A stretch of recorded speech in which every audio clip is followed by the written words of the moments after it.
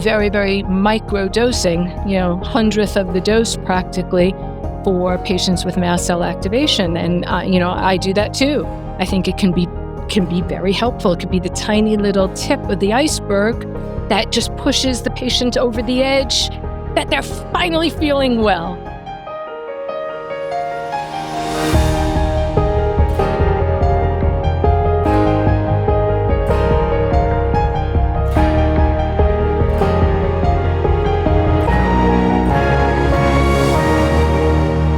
Welcome back to the Bendy Bodies podcast. I'm your host, Dr. Linda Bluestein, the Hypermobility MD, a Mayo Clinic-trained expert in Ehlers-Danlos syndromes. Today, I'm thrilled to welcome back Dr. Ina Stevens. Dr. Stevens is a specialist in infectious disease, a physician of integrative medicine, and the associate medical director of the UVA Health EDS and Hypermobility Disorder Center. She has become one of the leading voices in multidisciplinary care for EDS, POTS, mast cell activation syndrome, and complex chronic illness. In this episode, we will be talking about the intersection of the immune system with connective tissue.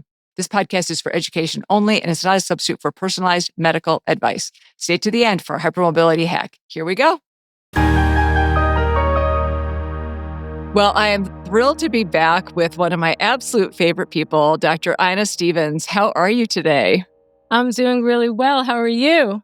I am great. I am so excited to chat with you. I always love our conversations, and I know that this has been such a requested topic in the hypermobility and EDS community, and you are just the perfect person to talk to about it. So this is going to be really fun and exciting.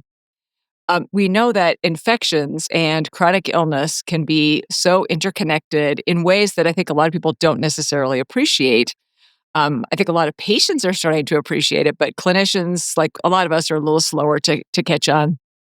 And there are people who can point to a viral illness, COVID infection, mononucleosis, a tick-borne infection as the moment when their health changed forever.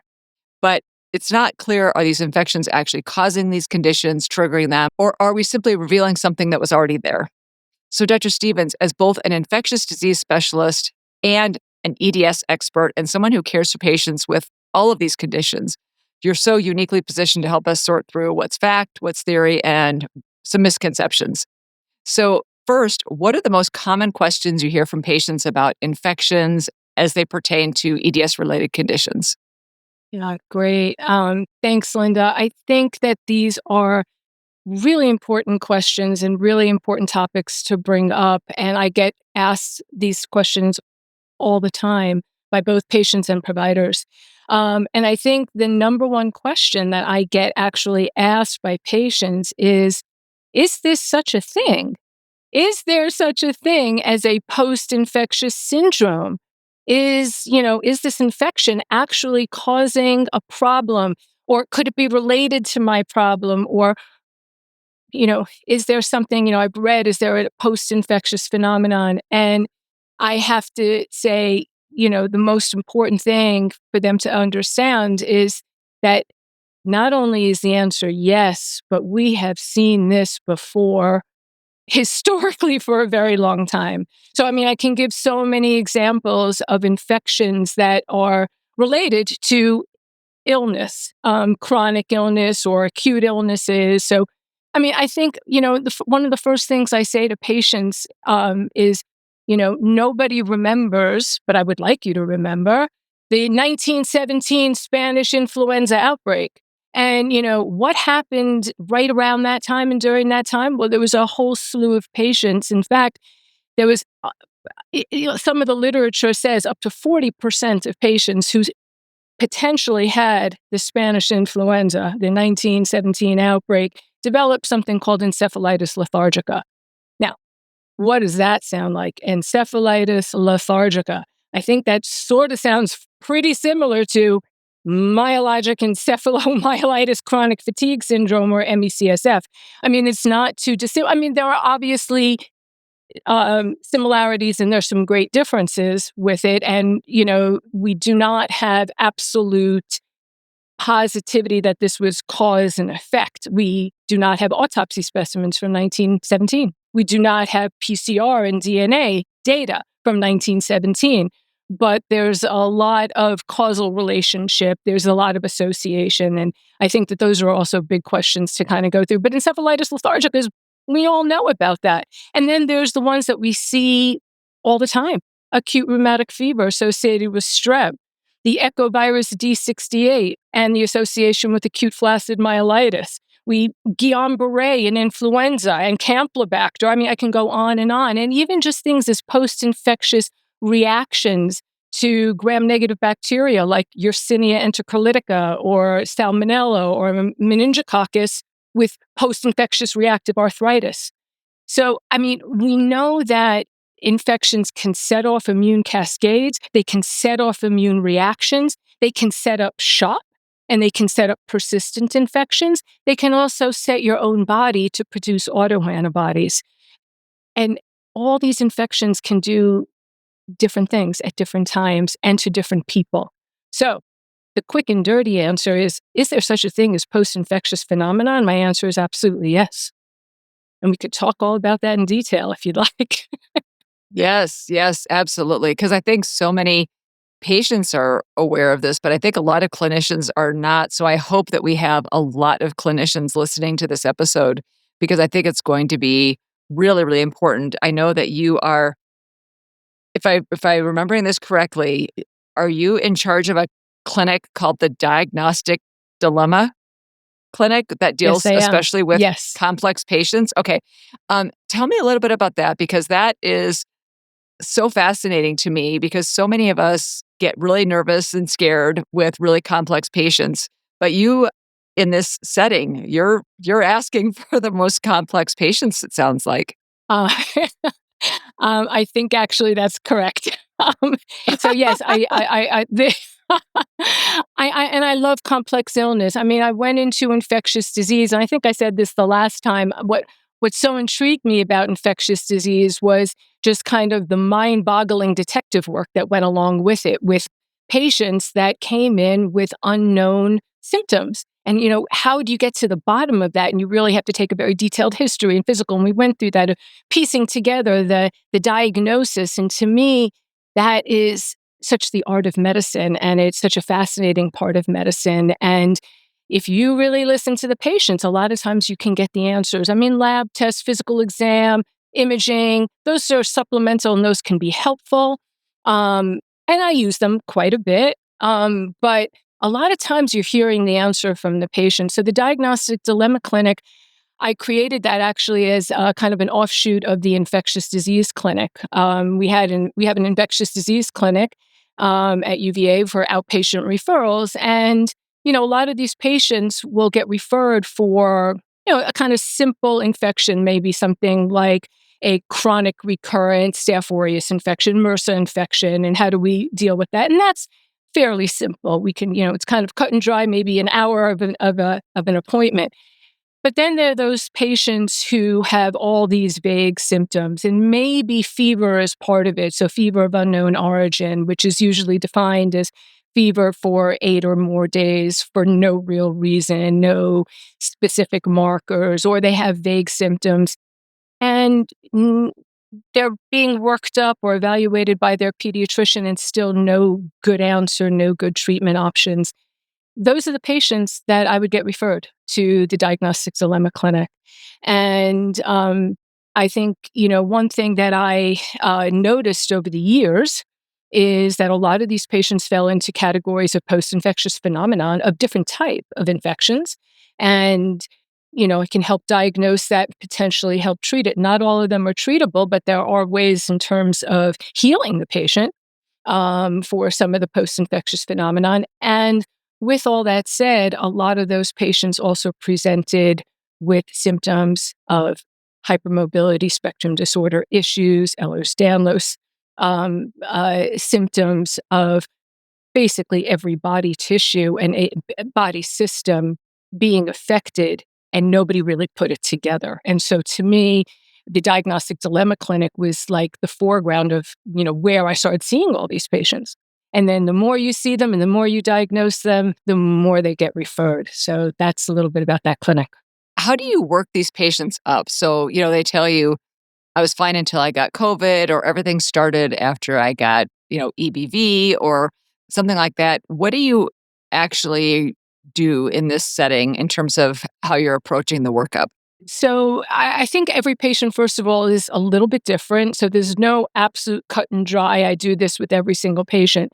But obviously, a really in depth history and physical is going to be key. So when I say in depth history, I go from top to bottom, and I'm talking about the history of like what's going on now. Like, so if now is, well, I've been feeling this way for years, that's still now. That's still history of present illness. So I'll start from top to bottom. I'll literally be like, oh, I start with the head.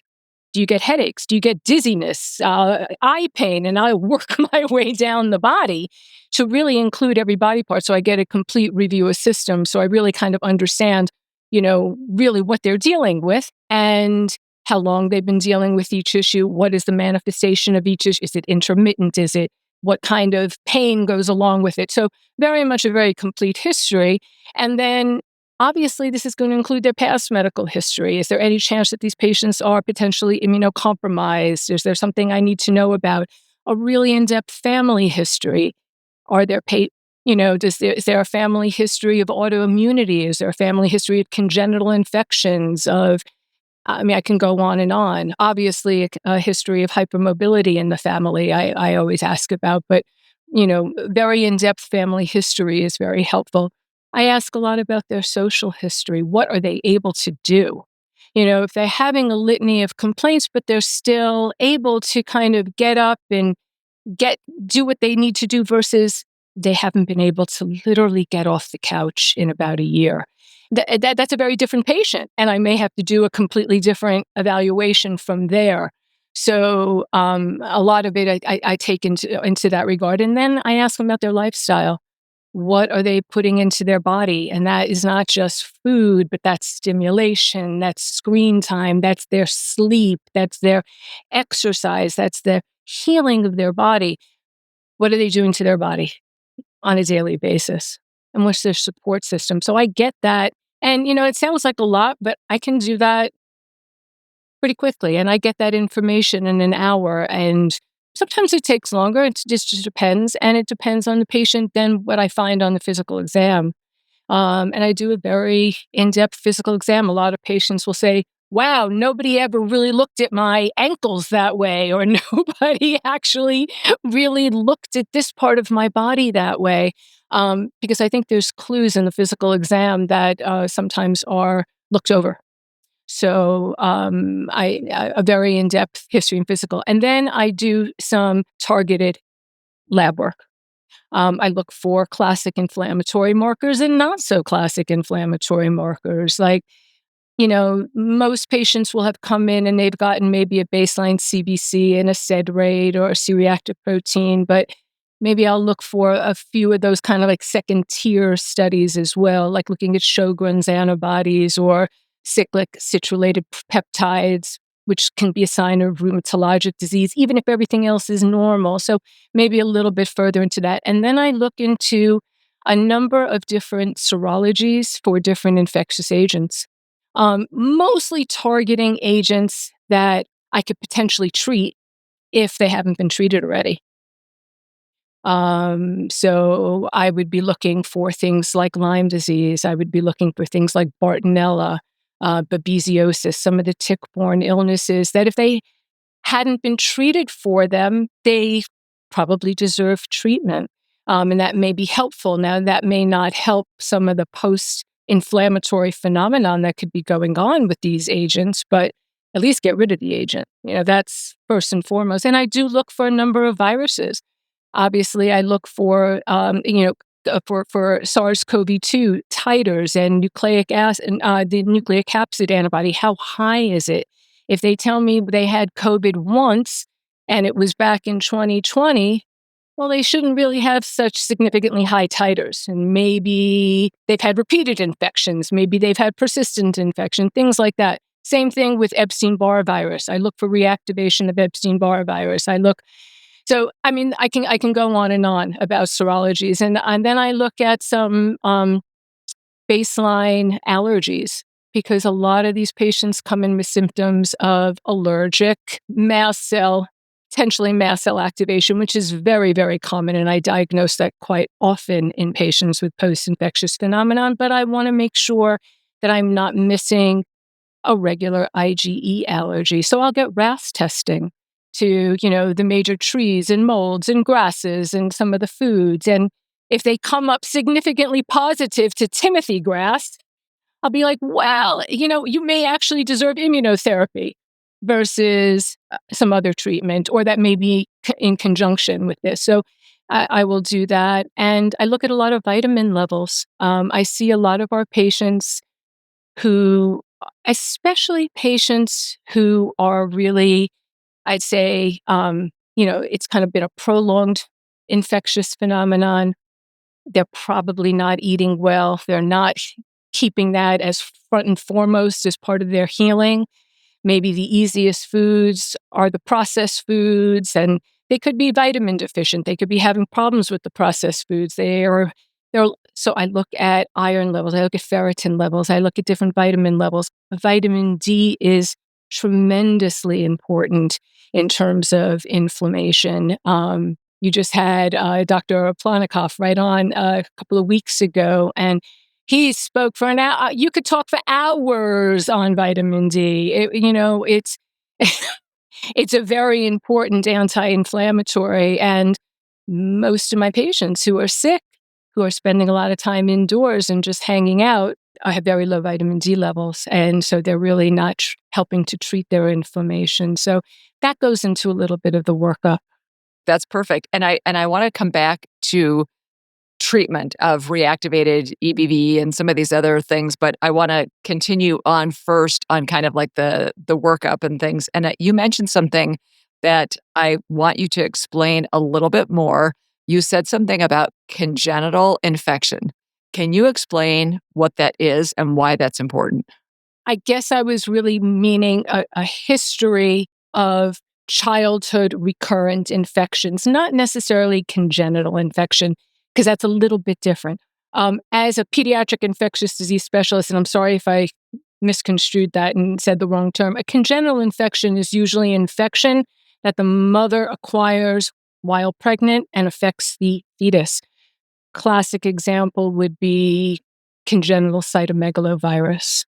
Okay, so if a mom develops primary cytomegalovirus in the first or second trimester of pregnancy, the infant can develop a infection that we call is kind of congenital infection of cytomegalovirus effects on the fetus, and includes the entire reticuloendothelial system. They could end up having problems with microcephaly and significant neurodevelopmental delay. I mean, it's very profoundly affects the newborn.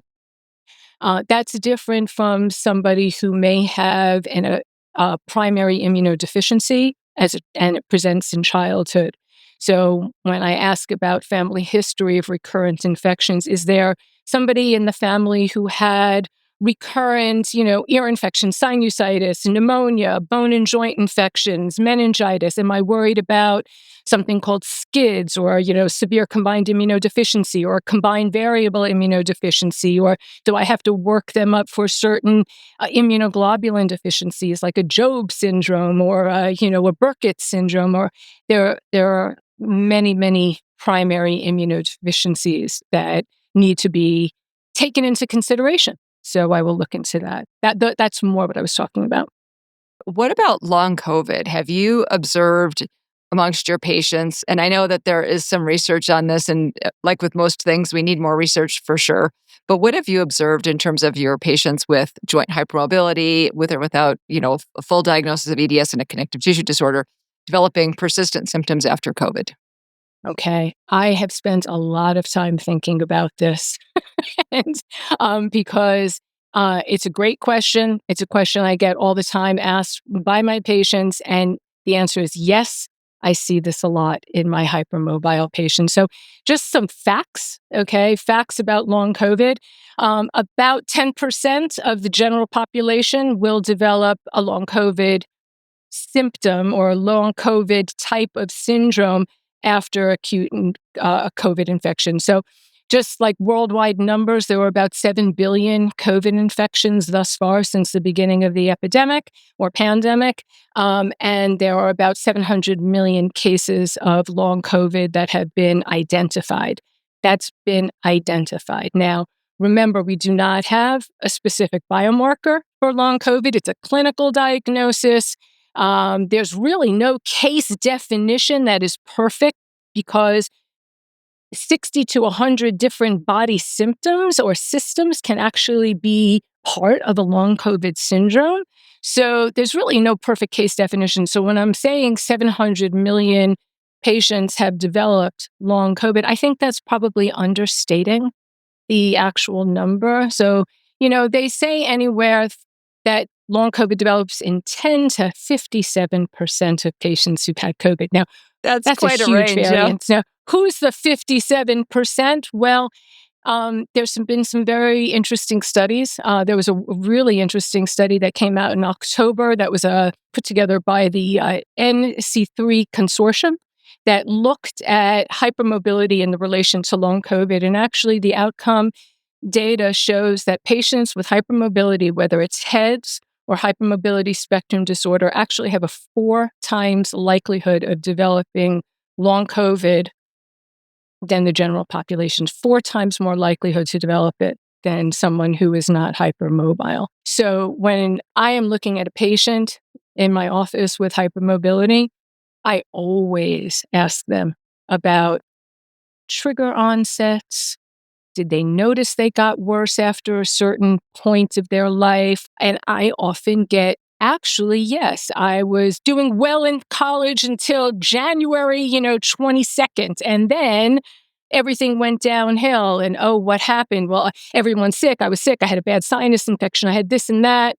Were you tested for the flu or COVID or RSV? They may not have been, but they can pinpoint it to that time, and then all of a sudden everything went downhill. That's a very, very common presentation, actually. I have had patients that, and there's a lot of data that actually suggests this too. They will come in and say, I never really had any problems until I got COVID or until I got, I don't know, this horrible mono, but it really wasn't mono. Nobody knows what it was. And I haven't been able to recover. And when I examine them, they absolutely meet the criteria for either hypermobility spectrum disorder or HEDS. So, and they will say, well, I never really was that I never noticed that this was a problem of mine, but they absolutely have the same overlapping symptoms. So I think a big question here that I get asked a lot is, what was the trigger?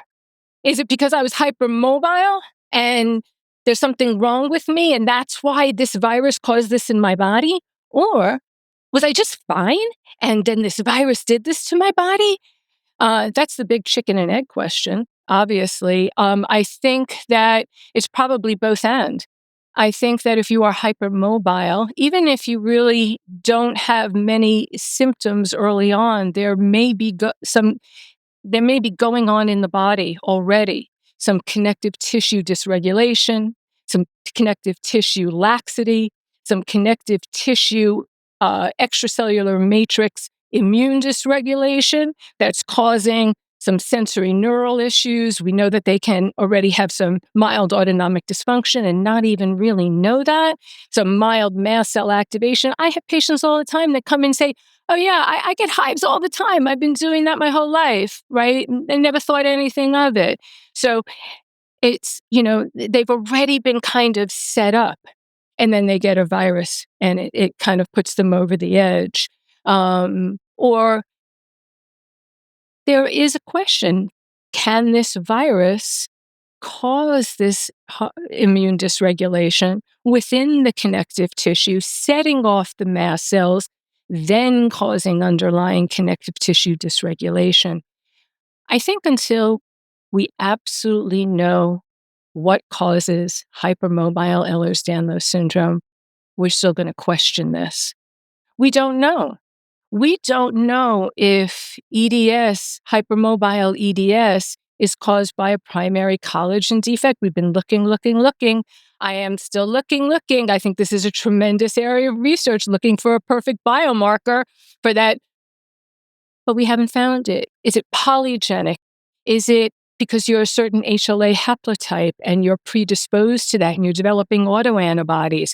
I mean, there are so many potentially underlying issues. And because it's such a huge variable population of patients, we don't even know that every patient with HEDS has the same underlying pathophysiology or problem. So I think it's a very difficult question to answer until we find out. There's a lot of unanswered questions here. I think this is a tremendous area of research, and I'm excited to see where that's going to be going. Yeah, I definitely think that it is most likely more of a final common pathway, that what we are currently calling hypermobile EDS, this phenotype, that we're getting there different ways because there's just so much variability. While we have the common threads, of course, that lead us to have the same diagnosis, there's also just so much variation that I think that's probably the case. I'm curious because I've had patients exactly what you're describing, where I was doing fine, I got COVID, and then the wheels fell off the bus, and that's when I got really sick, and all these things happened, and my connective tissue started to fall apart. Have you also seen this with mold? Because I've also seen patients that they're like, yeah, I think I was fine until I lived in a moldy apartment or house. Absolutely. We know that post-infectious phenomenon can happen with basically any infection. It can happen with any virus. It can happen with multiple different types of viruses. Anything from literally COVID to the enteroviruses, to the Coxsackie viruses, to Zika virus and HIV. It can happen with bacteria, as I mentioned, against strep, and you can have permanent damage with acute rheumatic fever. You can have this to some of the staph enterotoxins. You can develop an antibody reaction to that. So, I mean, to bacteria, it can happen with parasites, to Giardia, Cryptosporidium. I can go on, and obviously with fungus, to Aspergillus, to Saccharomyces, to the Cryptococcus. You can develop a post-infectious phenomenon. What really occurs is that any one of these infectious species or agents can cause immune dysregulation in the body. All of them can cause disruption with or interference with interleukin 1B, interleukin 18. They can all be elevated TNF alpha. You can have dysregulation of your T helper cells.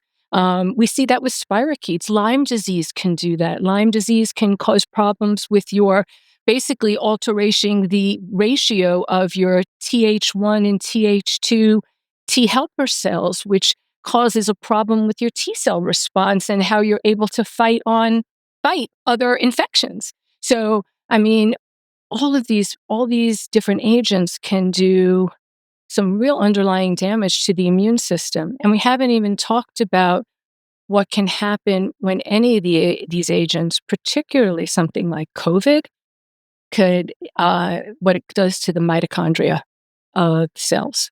So there are so many different mechanisms that cause problems in the body that can lead to these post-infectious symptoms.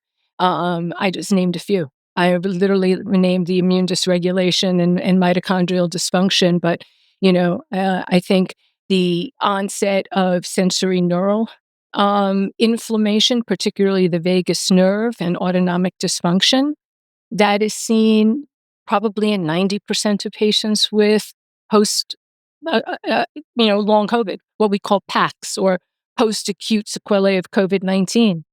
Almost 90% of them have autonomic dysfunction.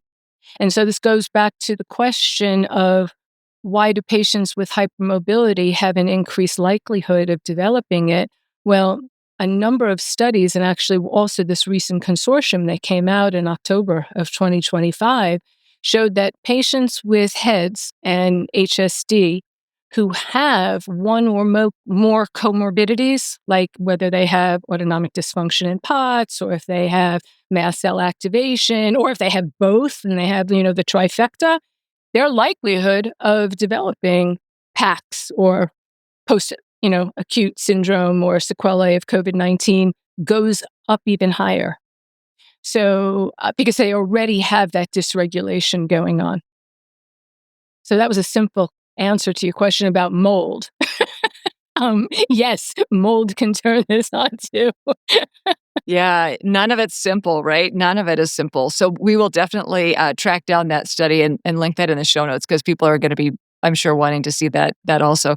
So before we go to our break, is do you think that the mitochondrial dysfunction? Well, of course, there could be a lot of reasons, right? Like why people have fatigue after these infections and why fatigue is such a common presenting symptom associated with hypermobile EDS and HSD. I definitely did not appreciate myself how many people would be, commenting that this is a life-altering problem for them until I started seeing more patients, and it's huge. I mean, I feel like it's 90% of my patients have problems with really severe fatigue.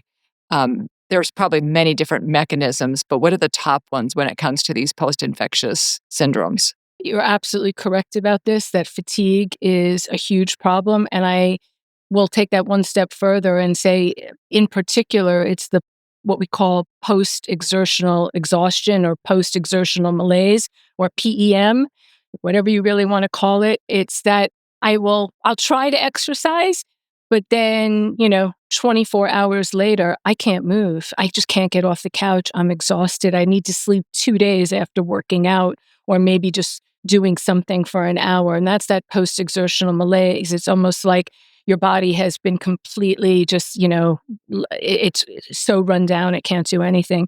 And I think that this really goes to the piece where, particularly COVID causes mitochondrial damage. And we know that a lot of other viruses and a lot of other infectious agents do this. But some of the interesting data came out of some autopsy specimens. It was a study that looked at autopsy specimens of patients that passed who had long COVID. And they looked particularly at their tissue, they looked at the nervous system, and they looked at the vagus nerve. And what they saw was that they saw a spike protein throughout the vagus nerve, throughout the myocardium, throughout the brain, all different areas of the brain, central, peripheral, in the lymph nodes. So we know that there was persistence of viral RNA. That's number one. Number two, the mitochondria were damaged in a number of a number of the cells. And what happens when the mitochondria, well, let's go back. What does the mitochondria do? The mitochondria are your body's energy warehouse. That's the easiest way to put it. It literally takes the food that you eat that has been broken down in your bloodstream and broken down in your GI tract, and it takes it and it breaks it down even more and puts together adenosine triphosphate or ATP. And ATP is your power energy for your body. And ATP, the more ATP you produce, the more energy you're going to have, the more your muscles are going to grow, and just the better you're going to feel. Well, if your mitochondria are not able to take that food and successfully make it into ATP, or even if it's doing it half its job, it's halfway, just barely doing it, you're going to be exhausted. You're going to have muscle atrophy. Your muscles won't grow as well. Sarcopenia is probably one of the highest risk factors for aging, dementia, weakness, cognitive decline, problems with focusing, and overall post-exertional malaise. So mitochondrial damage is a huge, huge problem. And when you have mitochondrial damage, it's not just damage to the mitochondria, and you're not able to make new mitochondria, but you're also having the mitochondria set up its own inflammatory cascade with its own cytokines and chemokines. So you're getting even more inflammation. So that just increases the risk more. So, do we have a great therapy for this? We have some, which I can talk about. There are some supplements that can actually, and some promising looking supplements that can actually help with mitochondrial or what we call mitophagy, kind of getting rid of old mitochondria and helping the body to make new mitochondria or building new mitochondria or giving mitochondrial support. That's a huge, I think, part of the treatment plan for anybody who has a post-infectious phenomenon, is really kind of addressing that deficient energy source and really hitting at the mitochondria, I think, can be very helpful. That is a perfect lead into our break. We're going to take a quick break. And when we come back, I really want to dig into this more, because getting this mitophagy and helping our mitochondria, and we did talk about this a little bit last time, right? Like the supplements that can help with fatigue, that can help with sleep, and can help with muscle development. And I'm scrambling all these notes as you're talking, because you're giving me so many great quotes and so many things that I think we need to dig into a little bit more. So we're going to take a quick break, and when we come back, we are going to talk about, well, what can you do about all of this? So we'll take a break, and we'll be right back. One of the questions I get most often is, Dr. Bluestein, what products do you actually use and recommend? To make that easier, I've created an Amazon storefront with many of my favorite products for joint hypermobility, EDS, POTS, MCAS, chronic pain, etc. If you're already shopping on Amazon, I would be honored if you would consider starting through my storefront. It does not cost you anything extra, but qualifying purchases help support the mission of Bendy Bodies and allow us to continue creating free educational content for patients, caregivers, and clinicians around the world. Please visit amazon.com/shop/hypermobilitymd to learn more. Thank you so much for helping us continue this important work. We are back with Dr. Stevens talking about the intersection between infection, joint hypermobility, connective tissue, the immune system, inflammatory cascades, and integrative medicine, which is one of her many areas of expertise. So this is such a fantastic conversation. So many people, I'm sure, have heard of mitochondria. They are experiencing post-exertional malaise, and they're like, yeah, but what do I do about it? I have these problems. I believe that a lot of it is post-infectious, but what can I do? Well, I think I want to start with the best I try to do first is to diagnose what their post-infectious phenomenon is. If I can't find one, I have a little bit more of a general approach. If I can kind of pin it down, well, I think that this is long COVID. This is, post-acute sequelae of COVID-19, or this is reactivation of Epstein-Barr virus, because there potentially is a little bit, maybe some additional therapy there. Is this untreated Lyme disease? Did you, get a tick bite? And it's not that we can necessarily change the inflammatory cascade that can happen after a Lyme or Borrelia infection, but let's get rid of the, affecting player. First of all, let's make sure we're treated. And as I said, I always look at other tick-borne illnesses, because when a patient comes in and they say, well, I just got treated for Lyme disease, so I know it's not Lyme, or I don't think it's Lyme. And that is true. The Lyme spirochete is exquisitely sensitive to antibiotics. It's killing that Lyme. We're done. However, two things. Number one, it's not getting rid of a potential inflammatory cascade that has happened. And that in itself needs to kind of be quieted down. But when you have one tick bite, that's the one tick we found, right? There's thousands and millions of ticks around. So there's potentially other ticks that you may have been exposed to. You may have been exposed to a tick since you've been treated. And there's different agents that are, different infections that are carried by ticks, including things like Bartonella, babesiosis, Stari, 1 is a new one. There's alpha-gal. We can go on and on. So I kind of try to look for the underlying infection and then treat that first. Then we kind of go to, how can I build my body back? How can I quiet down the inflammation so I can start regenerating some muscle tissue? And so I'll always start with the simple and the most effective, which is diet or dietary guidelines. And I look and I just kind of ask what people are eating. My ear is out for pro-inflammatory foods and highly processed foods, which have a lot of dyes, a lot of chemicals. And just in case anybody was ever wondering, dyes and chemicals can turn on mast cells like nobody's business. So they are very pro-inflammatory. So getting rid of dyes in food, getting rid of chemicals in food, and looking also at their medications, because there are some medications for some reason are bright blue or bright red. And why do you need to have a nice color when you're taking a medication? I don't know, but you may be reacting to that dye that's in that medication or another excipient that's into that medication. I had one patient that it turned out to be the silicon dioxide that was putting, in her pills, and that she was reacting to that. And once we took that out, her mast cells quieted right down. So, I start with the simple things first. And when I talk about dietary changes, I don't put them on a diet. I said this before, diet is never appropriate. That's a four-letter word, diet. It's more guidelines. It's food substitutions. It's more getting whole foods into your diet, higher fiber foods to feed your microbiome. COVID-19 can cause GI gut dysbiosis and microbiome disarrangement. And it is so important to have your microbiome doing its work for you, creating the neurotransmitters that it needs to do. We talked about this on the last podcast, I think, but in all honesty, that's hugely important. So feeding the microbiome with the fiber and the short chain fatty acids is exceedingly important. And foods that are very high in omega-3 fatty acids. And so I also usually put them on a kickstart of an omega-3 fatty acid. And as I said, vitamin D. I actually usually start everybody on vitamin D even while I'm checking their level, assuming that they're going to be low.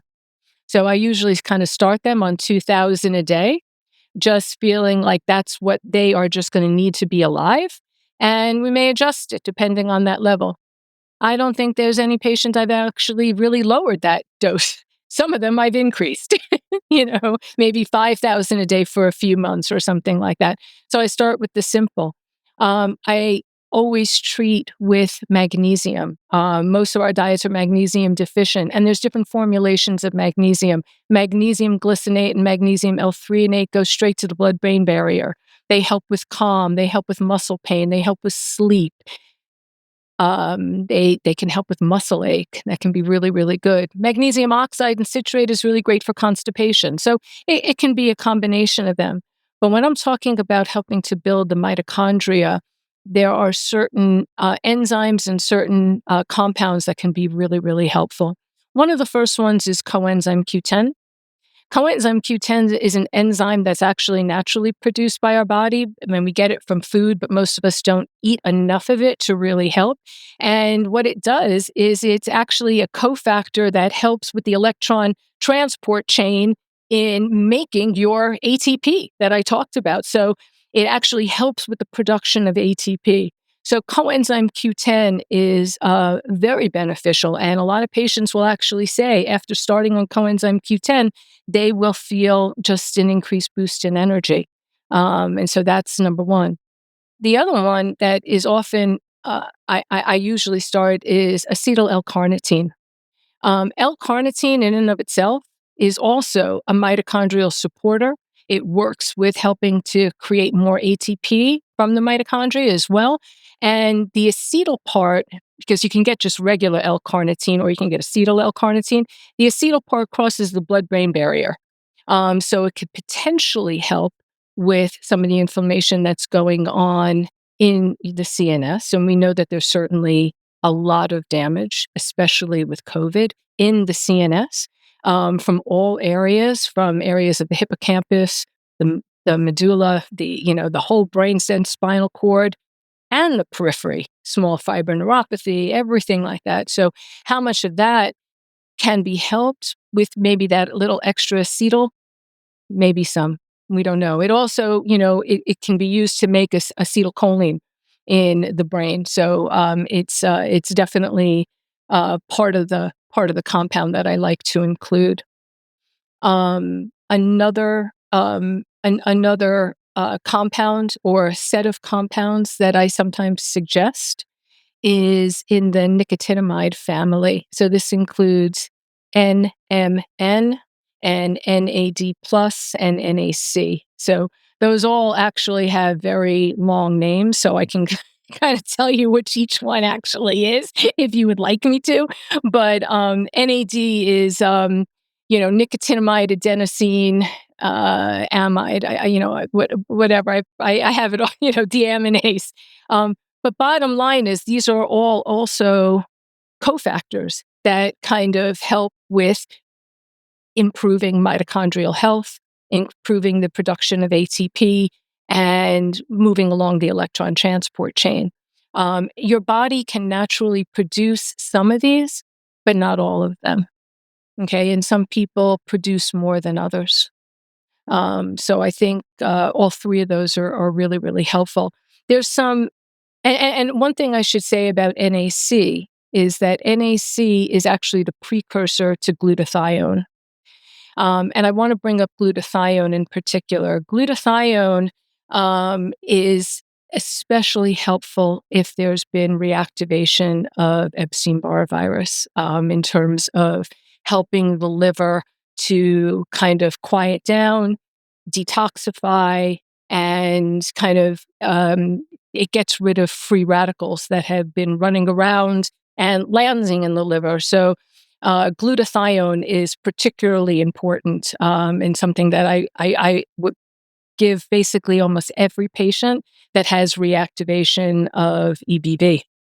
So, and NAC is a precursor to glutathione. So sometimes I use both NAC plus glutathione. It really depends on the patient. Depends if I've found some reactivation of Epstein-Barr virus. And there are some others that are more experimental. There is a very interesting compound called Urolithin A. I don't know if you've heard of Urolithin A. I have. Urolithin A, Yes. yeah. Urolithin A actually helps with mitophagy. It is one of the number one compounds that kind of gets into the mitochondria, gets into the cell, and removes the damaged mitochondria, allowing for the space and place for fresh mitochondrial growth. Your body won't regenerate mitochondria if it's filled with damaged old mitochondria, and the removal of damaged mitochondria from your body is a very fine balance, and it doesn't work very well after having a post-viral infection with damage to the mitochondria. So having something to help remove it so you can make new mitochondria is really important, and Urolithin A seems to kickstart that whole process from happening. Now, Urolithin A is usually produced in our own microbiome, but you have to have a really healthy microbiome to produce Urolithin A. And only 30 to 40% of the population actually do that. You need to have a certain amount of bifidobacteria, proteobacterium. You have to have the right amount of Clostridium. And if it's not in that right amount, you're not going to produce Urolithin A, and you need it from an outside source. And the outside sources include berries, mostly pomegranates, but really, really, really high dose pomegranate, like a room full of pomegranates. So, you know, it's not that easy to get that kind of dosing, So there's some interesting studies looking at compounds that are made of Urolithin A and giving them. Right now, I think they're still very experimental. I'm looking closely at the research, but it seems to be very, very exciting. So those are some of the compounds that I will, often discuss with patients. Some of these I can prescribe, some of them I cannot. For example, I cannot prescribe Urolithin A no matter what I do, and it is quite expensive, and it really only looks like there's one brand out there that really seems to be efficacious.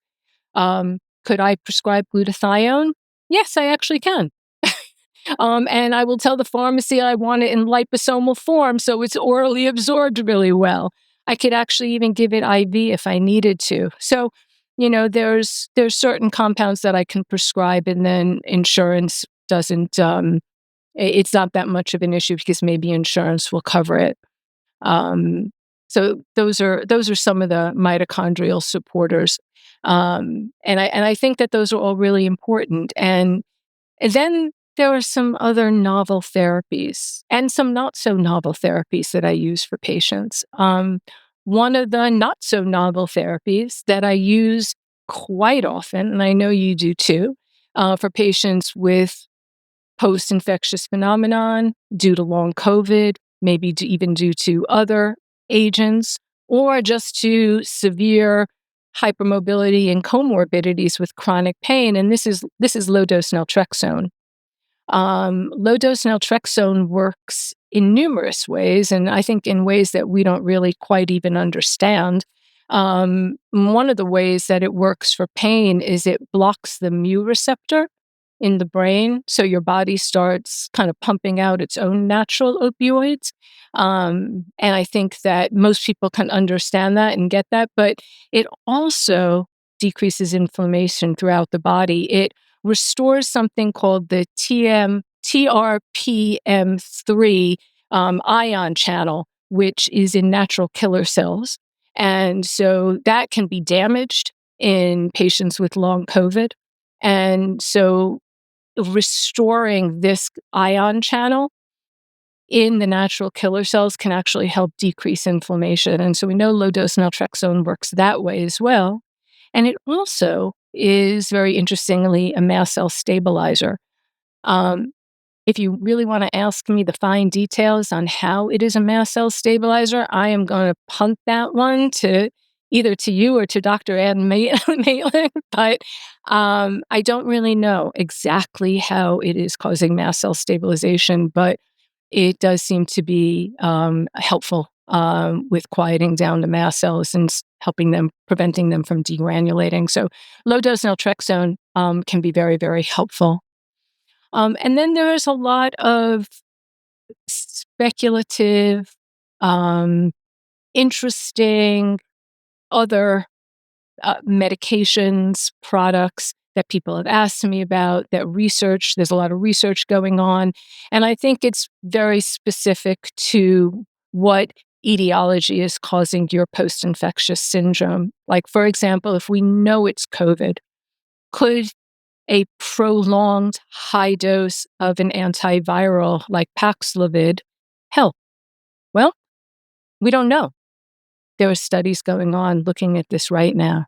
So I don't routinely prescribe this. There are side effects with Paxlovid in and of itself. And just in case you don't know, Paxlovid is a combination of two antiviral medications, ritonavir and nirmatrelvir. It's a combo antiviral, and it can be unpleasant. So to just say to a patient, "Here, take this for a couple of months," I don't know. So yeah, there's some ongoing trials with that. The same thing with reactivation for Epstein-Barr virus. So if I find reactivation of Epstein-Barr virus, and we can talk about that diagnosis and how I look for that, but let's say I feel that that may be compounding their issue, people have asked, well, what about antivirals? What about high-dose ganciclovir or maybe even valcyclovir, which is acyclovir, but it's more bioavailable to the body, cidofovir, which is pretty toxic, foscarnet. There's studies going on with this. To me, I don't feel like there's enough data, and I always take the risk and benefit of every medication and every therapy that I'm giving to the patient very seriously. And I think it's also a patient discussion. It's patient informed. I want to know their opinion. A lot of times I will say to a patient, here, I want you to read all you can read about low dose naltrexone and get back to me next week. And let me know if you want me to start this on you. I'm not just going to recommend and start it. Same thing with almost anything, unless it's really, tried and true, like you need this antibiotic to kill this. I'm like, but a lot of times I think it's very important that the patient has their own informed decision making. So I have them look up the side effects of every single medication, look at some of the trials that are going on, weigh the risk and benefit of being on this medication in the lifestyle that you're able to lead right now. Is it worth it? Is it worth the trial? There's some that are really no-brainers, no side effects. Coenzyme Q is probably high on that list. Really, it's like a no-brainer. There's really little risk. But, something else like that really hasn't been studied, maybe like Urolithin A, hasn't been fully studied yet. We don't really know long-term effects, and it is pricey. So all of these are risks and benefits that I discuss with the patient. And this goes along with just, some of the other medications that have been looked at, and there's ongoing research, and this includes some of the biologics. There's different biologics or, monoclonal antibodies for long COVID, for reactivation of EBV, for a number of these different post-infectious phenomenon. I don't know if there's enough data yet to say, let's go for it. IVIG is also in that category. Right now, IVIG is not FDA approved for the use for long COVID, but there's some anecdotal studies, there's some good case reports, there's some interesting data that it may really help with autonomic dysfunction. It may really help with the small fiber neuropathy. I offer it to patients and I say, risk benefit, pricing, insurance, how much are we suffering? Because they're suffering. These patients are suffering. And so I think it's the responsibility is up to me to make sure that they are informed about what could be helpful, the side effects of all these different therapies, and coming to a shared informed decision making, I think is really, really important. The last kind of medication I'm going to put into this category that's very similar with this informed decision making are the GLP-1s. And there's a lot of data on how incredibly helpful the GLP-1s can be outside of treating obesity. And even in as you know this, and I know you prescribe this, Linda, very, very micro dosing, hundredth of the dose practically for patients with mast cell activation. And, I do that too. I think it can be very helpful. It could be the tiny little tip of the iceberg that just pushes the patient over the edge, that they're finally feeling well. I'm like, wow, that little, and it almost has no side effects, that little microdose. But higher doses that have been implicated maybe in treating long COVID, there are side effects. And so I think informed decision making is really, really important.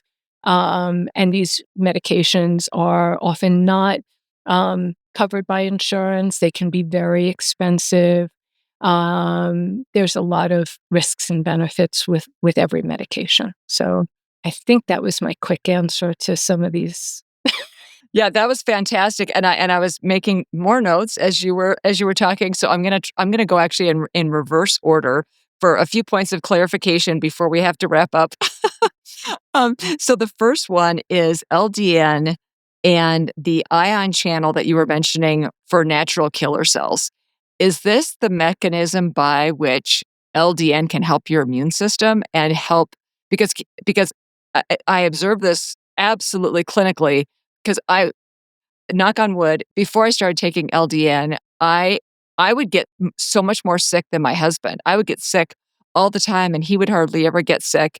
And again, knock on wood, like I don't get sick like I used to since I started LDN. So I definitely have observed that amongst so many of my patients. And I was just curious when you were mentioning about the natural killer cells. Yes. Yeah, it helps reactivate the natural killer cells that may have been kind of, disrupted or deactivated by the inflammatory cascade that can happen after a viral infection. And remember, all those interleukins, all the cytokines, the chemokine storm, those all have effects on your interferon, your natural killer cells, and they disrupt them completely. And in a sense, you become almost like acquired immunosuppressive. You're immunosuppressed. Not the same as I would say, congenital or, the inborn errors of primary immunodeficiency, but it can be very, very detrimental. And you're susceptible to just about everything. And your natural killer cells are your number one fighters against viruses. So, yeah. And then when you were mentioning about NMN and NAD and NAC, nicotinamide, I know is definitely something that's vitamin B3, correct? And that I've heard that That's niacin. Yeah, Niacin. niacin. Okay, and I've heard that also helps with basal cell skin cancer, which I've been struggling with a lot. So I've been taking that, but I know that there's some people that actually will take like NAD plus infusions or sub-Q injections. Do you think that is more beneficial than some of these oral things, or there's not really a substantial benefit there? Ooh, tricky question. Tricky question. And the reason that that's a tricky question is because we don't know the answer to that. There's not enough data. And what we do know is that NAD is not well absorbed from the body. NAC is absorbed better, but what it looks like is that you actually need a pretty high dose. And some people would say 600 milligrams. Well, probably the data is actually more twice that, like 1,200 milligrams. And when we're talking 1,200 milligrams of NAC a day, that's expensive. Okay, so that's number one in terms of oral absorption, and the intravenous absorption. Nobody really knows how it's just not been well studied. I've really heard some very interesting anecdotal reports. I have read about them. I've listened to people who have taken them. I know people who go and get these at wellness spas, and they say, I feel great afterwards for like a week. I don't know. I really don't know. And I don't think there's the research out there. And I'm not going to poo-poo this at all and say it's not doing anything, because I do know that these compounds do some real good in the body. But is there some way, a placebo effect, that could be happening after you get like a big intravenous dose of something and you're like, wow, now I am, you walk out of there and you feel like my muscles are jacked? Well, it doesn't happen that quickly. So I am not too sure. I am not too sure. And that really gets to, my, m- I really take very seriously as a physician, first, do no harm. And intravenous medication, I don't know if that could potentially be harmful down the road, those high doses down the road. We haven't studied it long enough.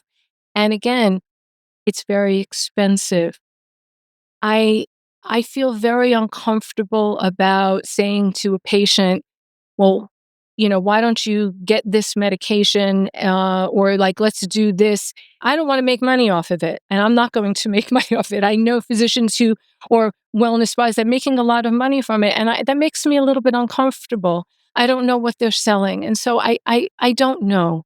I would say start low, and if we can tolerate it, we'll start higher, and that will include oral preparations of good supplements, and also combinations of other things. And the combinations of other things that really need to be done, which I haven't quite got into, but this is probably one of the most important things in terms of healing the body, is exercise and helping that muscle grow.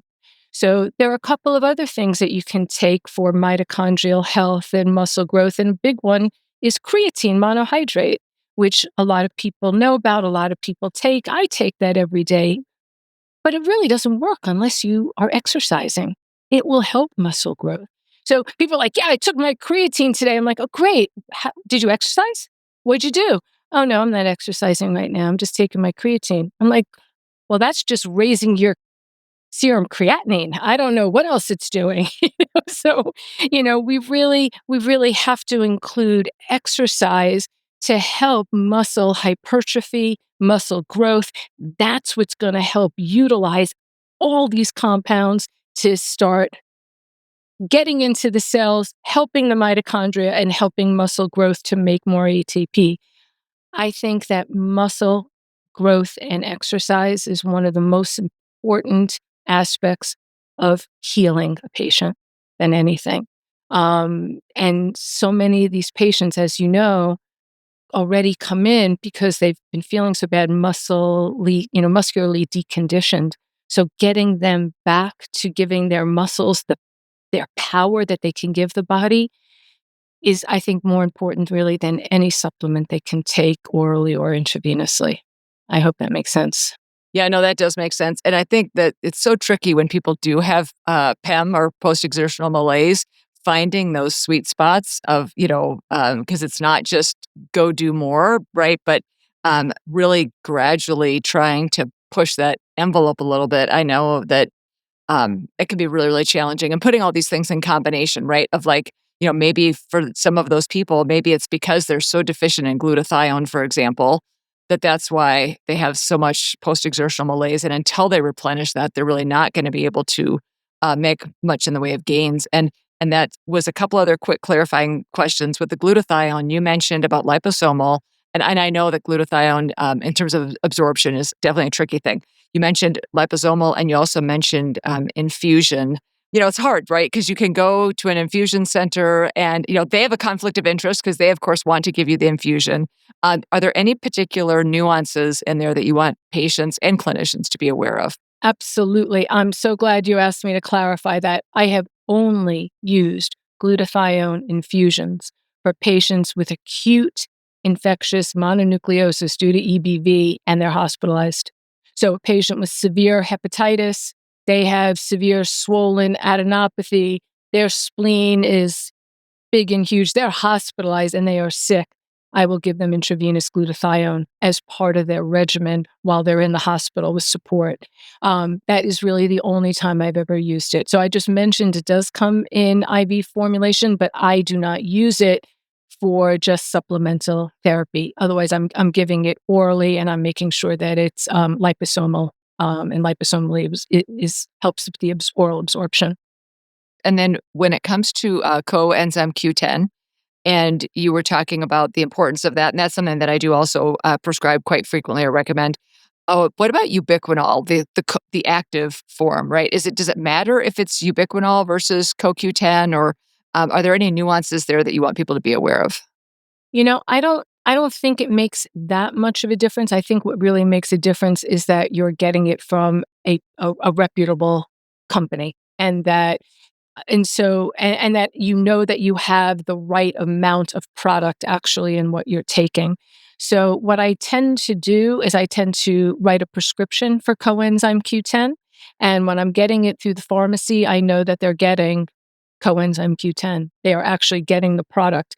Otherwise, if you walk into a, vitamin shop, and whatever product you pick up, it could say ubiquinol, it can say coenzyme Q10, and I don't know how much of the active ingredient you're actually getting.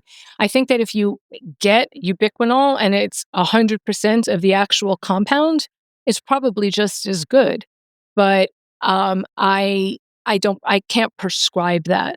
And so again, I try to prescribe as many of these supplements as I can, and for a number of reasons. The one of the first reasons is just what I said. I want to make sure that pharmacy is putting in the actual substance into those capsules. And I can pretty much guarantee that that's going to happen if it's going through a pharmacy, especially if I'm using a pharmacy that I know of and that I'm comfortable with. Sometimes I'll use it at a compounding pharmacy or our UVA specialty pharmacy, and I know that they're putting in the actual compound. So that's number one. And number two, when I prescribe it, there's a chance that insurance will pay for it, even though it's a supplement.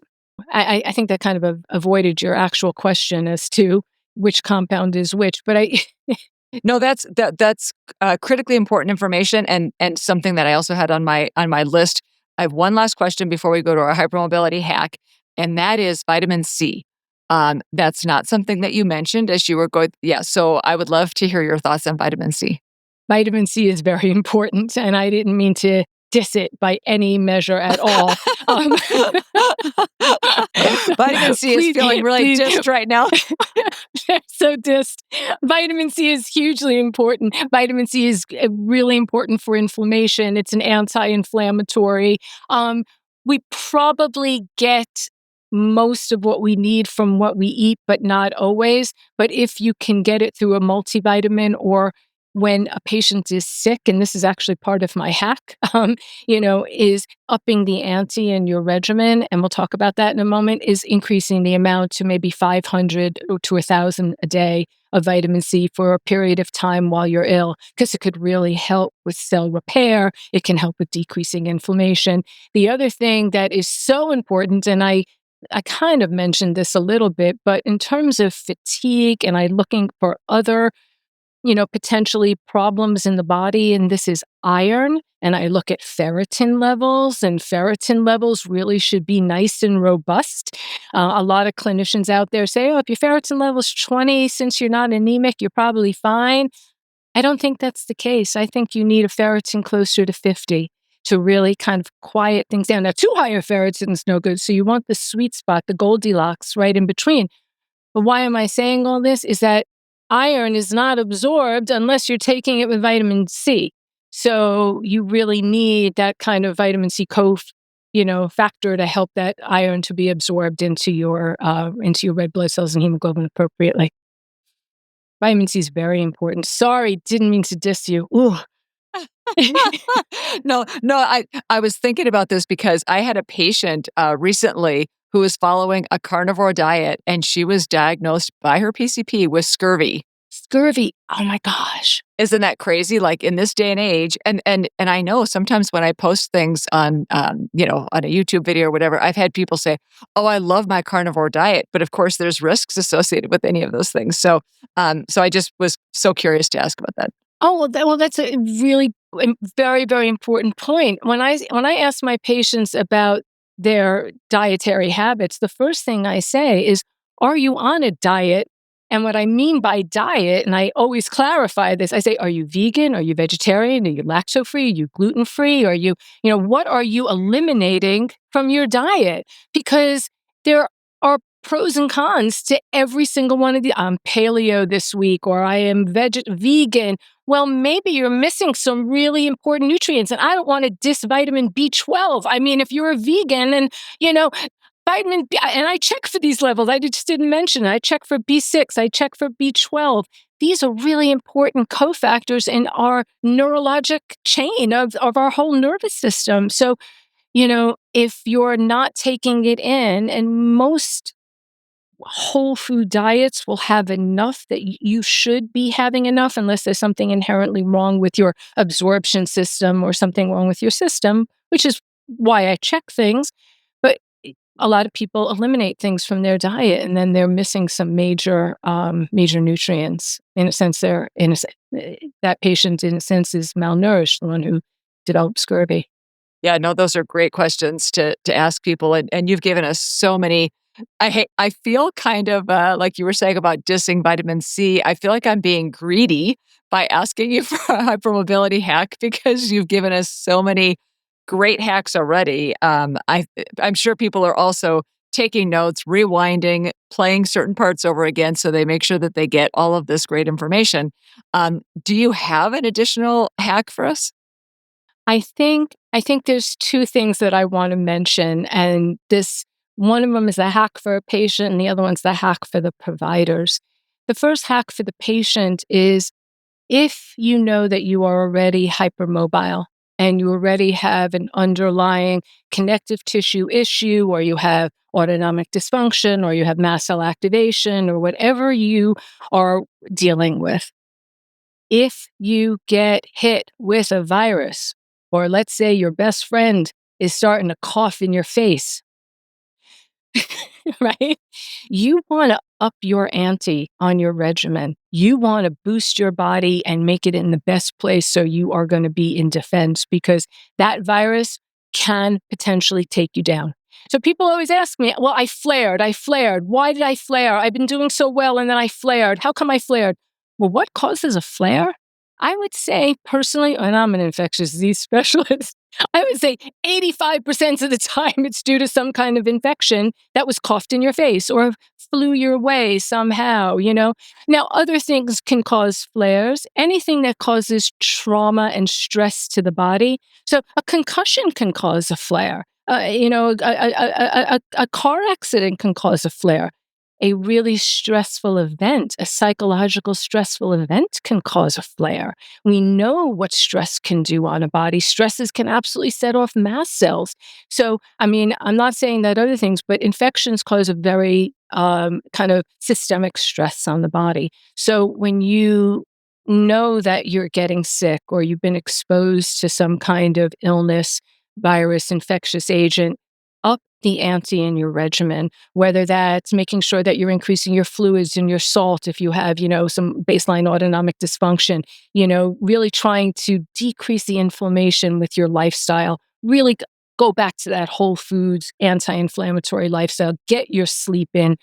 See if you can exercise now while you're still feeling well. Get your body in the best shape it can, because it may take a big hit. That, I think, is hack number one. Seriously. And I think that's really, really important. There was one other thing I wanted to mention, and that some people don't realize this. They've people have asked me, and I just want to throw this in here because I wanted to mention it. Why do concussions cause flares, and why can concussions cause, or trauma to the head cause, immunosuppression? There's actually been some really interesting data that patients who have had a CNS insult, whether it's been a really bad concussion, a car accident, brain surgery, something going on, their body actually becomes immune suppressed to LPS, which is lipopolysaccharide on the outer coating of gram-negative rods. So they actually are more susceptible to developing an infection with a gram-negative bacteria. And gram-negative bacteria, number one, can kill you, but a regular old gram-negative rod just in your bloodstream can set up shop and cause an immune flare, like Yersinia, like Salmonella. Those can all cause, post-infectious phenomenon like arthritis and all of that. So, you know, just be aware that head trauma can actually, your whole body's connected. That, I think, is the take-home message with that one. So I wanted to throw that in there. That really just wasn't a hack, but I was thinking about that. The other hack, the other hack is for clinicians, and I see this a lot. I get referrals to the Diagnostic Dilemma Clinic. I get referrals to, the EDS clinic or the Autonomic Dysfunction Clinic or any one of these clinics, and that the patient has normal labs. They're doing fine. I don't know what's wrong with them. And I almost get a physician saying, like, I think it's a lot of anxiety. We just help them out. And so my answer to that, for the hack for the clinician, is that normal labs just mean normal labs. That's all it means. It does not mean that you know what's going on with this patient. It doesn't mean that there actually is something wrong that maybe you need to dig a little deeper. Maybe there's some labs that you haven't looked into. I mean, we know this. Let's just pick mast cell activation as the perfect example. Oh, your tryptase is normal and your urinary histamine and leukotrienes and prostaglandins, they're normal, so you don't have mast cell. I'm sorry that you're still hiving out and you're vomiting with a migraine. Deal with it. It's probably anxiety. I don't think that's the right answer.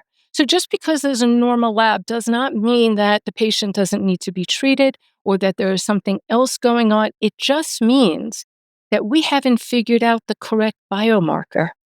We, science, we haven't figured out exactly how to diagnose this issue. We don't have a biomarker for what long COVID is. We don't have a biomarker for HEDS. So keep your mind broad and keep your mind open and look at the patient in front of you and try to heal the patient who may have normal labs. And that's still okay. And I think that's very important. And I don't mean to sound like I'm, on my high horse or anything. I actually think that that's how I practice medicine. And I think that's really important. I love that. So you just said clinicians try to heal the patient that may have normal labs. And exactly. I mean, I hear people all the time say, I checked everything. Well, you couldn't possibly check everything, right? I mean, there's so many different labs. So, and it's a snapshot in time, right? And it's a little bit of a window, but it's normal imaging, normal labs do not tell the whole story. Yeah. It's funny you say that. There's one more thing, the 2017 EDS criteria, which of course we're developing new criteria, which are going to be out in December. When I'm going through it and I go through the 2017 criteria with every single patient that comes in, and I get to criteria 3, number 3, we have to rule out everything else. And I look at them and I laugh. I say, so what should I do? Should I order 50,000 labs on you? And they laugh because you can't rule out everything else. And that's a really important point. I can't do that, and physicians can't do that. We are doing the best we can. And even if we could order every lab that is in the big thick book from the Mayo Clinic, you're still going to miss stuff because we don't have all the testing available. We don't know that much. Science, we're still catching up. And also, the more things that you check, then you also can get, things that are artifactually elevated or whatever might lead you down the wrong path. So the more things you check, then you might get false positives too, right? So, Dr. Stevens, this has been such a fantastic conversation. I just love chatting with you. I could chat with you indefinitely. So we'll have to get together again to have a part 3 conversation. Before you go, where can people learn more about you? The first thing I'm going to say is that we are in the middle of developing our UVA EDS website. So if it doesn't look good right now, please don't diss us. It's coming. It's coming. We are working on our website, and so it will have just descriptions of all the providers we have. We now are we're working up to having 6 providers in the clinic seeing patients, physicians and extender providers, nurse practitioners. It has a bio for all of us. It discusses the other clinics that we're involved in. You can find me on the UVA Integrative Medicine site. You can find me on the UVA Infectious Disease site. I have a couple of YouTube videos doing some medical yoga. I have some yoga videos out there. And you can see that we're also going to be having on our website, and I should definitely mention this, we're going to be having some up-and-coming clinical trials. We have a lot of research going on. We have 2 protocols that have recently been approved, and we're going to be starting to collect data there, looking at a lot of what we talked about, looking at a lot of different biomarkers, tissue markers, so not only just in blood, but in tissue specimens, looking at all different aspects of comorbidities that are related to EDS, including some mental health, anxiety, neurodivergency. So we're really kind of being very open to, I think, a lot of the questions that are out there, and a lot of questions that a lot of patients have been interested and been asking us about.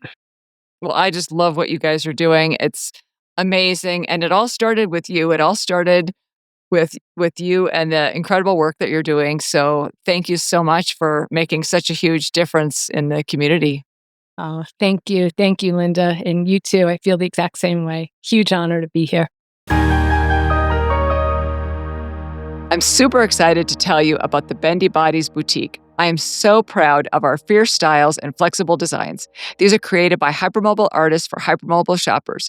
There are so many fun items from clothing, accessories, home goods, and my favorite are the bags. I especially love the Weekender tote with one of the EDS Tough designs. Whether you're shopping for yourself or someone you love, there's so many options to choose from. A portion of the proceeds goes to support EDS nonprofit organizations. For more information, please visit bendybodiesboutique.com.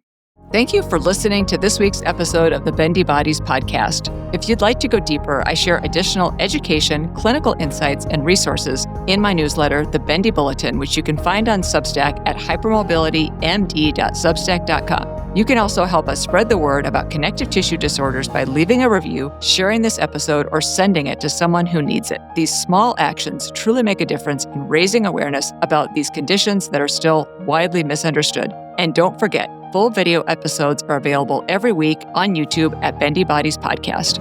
As many of you know, my passion is helping people better understand and navigate symptomatic joint hypermobility. In addition to my clinical and educational work, I offer one-on-one coaching, professional mentorship for healthcare professionals, and expert witness services. If you'd like to learn more, please visit the services page at hypermobilitymd.com. You can find me, Dr. Linda Bluestein, on Instagram, Facebook, TikTok, X, and LinkedIn, all at Hypermobility MD. As part of our collaboration with the UVA Health, EDS, and Hypermobility Disorders Center, we also want to share a few helpful resources. For questions or appointment inquiries, you can contact them at ruvaedscenter@uvahealth.org. That's the letter R, uvaedscenter@uvahealth.org, or call 434-243-8200. Our incredible production team is Human Content. You can find them on TikTok and Instagram at Human Content Pods. We love bringing on guests with unique perspectives to share. However, these unscripted discussions do not necessarily reflect my views or opinions. Furthermore, perspectives expressed within Bendy Body's media, including this podcast, do not reflect the views or opinions held by Human Content, Inc. Although we may share healthcare perspectives on this podcast, no statements made on Bendy Bodies should be considered medical advice. Listening to or watching this podcast does not constitute a doctor-patient relationship. Please always consult a qualified healthcare provider regarding your own care. For information about the Bendy Bodies program disclaimer and ethics policy, submission verification and licensing terms, HIPAA release terms, or to get in touch with us, please visit bendybodiespodcast.com. Bendy Bodies Podcast is a Human Content production. Thank you for being a part of our community, and we'll catch you next time on the Bendy Bodies Podcast.